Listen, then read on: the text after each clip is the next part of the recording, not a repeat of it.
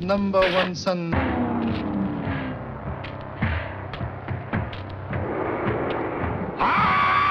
Hello, everybody. Hi, this is Fartaculacticus. I wanted to read this excerpt from Letters and Papers from Prison by Dietrich Bonhoeffer.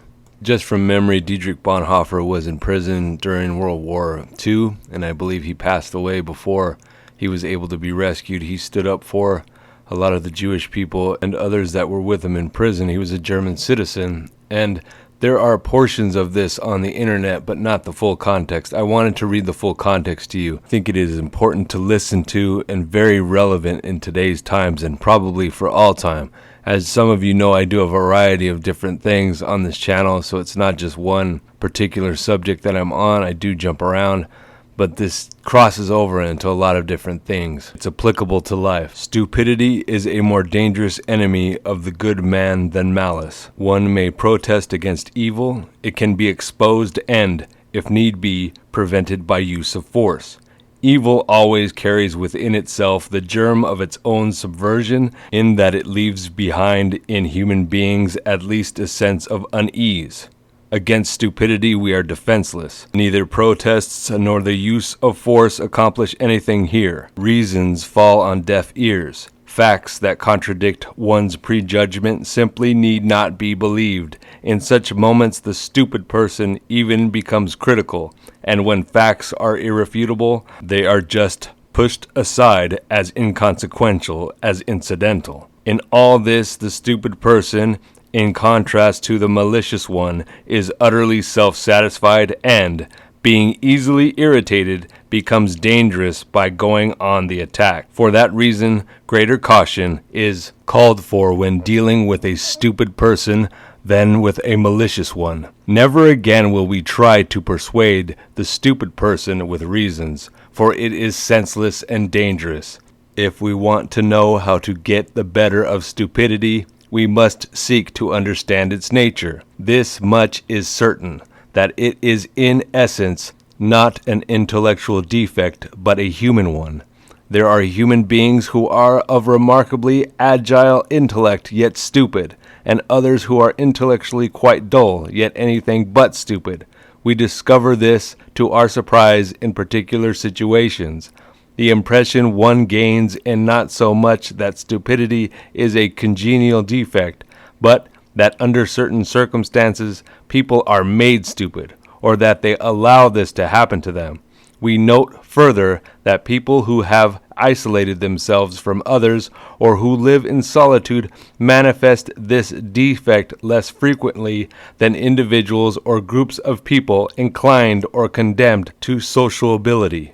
And so it would seem that stupidity is perhaps less a psychological than a sociological problem. It is a particular form of the impact of historical circumstances on human beings, a psychological concomitant of certain external conditions. Upon closer observation, it becomes apparent that every strong upsurge of power in the public sphere, be it of a political or a religious nature, infects a large part of humankind with stupidity. It would even seem that this is virtually a sociological, psychological law, the power of the one who needs the stupidity of the other. The process at work here is not that particular human capacities, for instance, the intellect, suddenly atrophy or fail.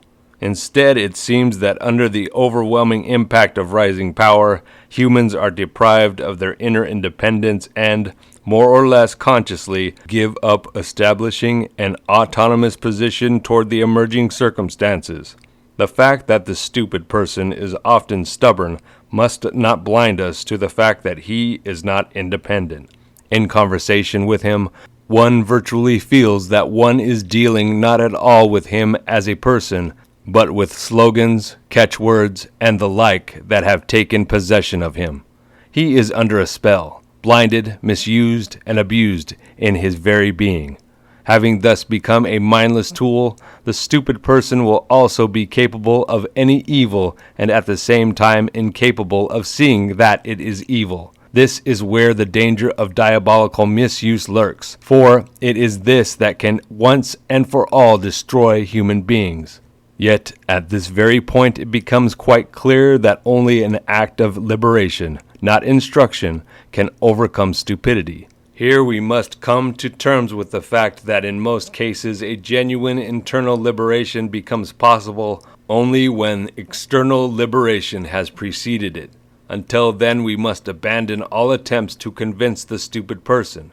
This state of affairs explains why in such circumstances our attempts to know what the people really think are in vain, and why, under these circumstances, this question is so irrelevant for the person who is thinking and acting responsibly.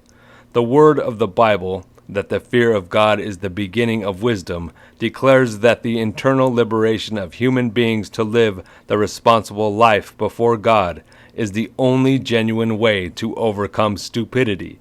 But these thoughts about stupidity also offer consolation in that they utterly forbid us to consider the majority of people to be stupid in every circumstance. It really will depend on whether those in power expect more from people's stupidity than from their inner independence and wisdom.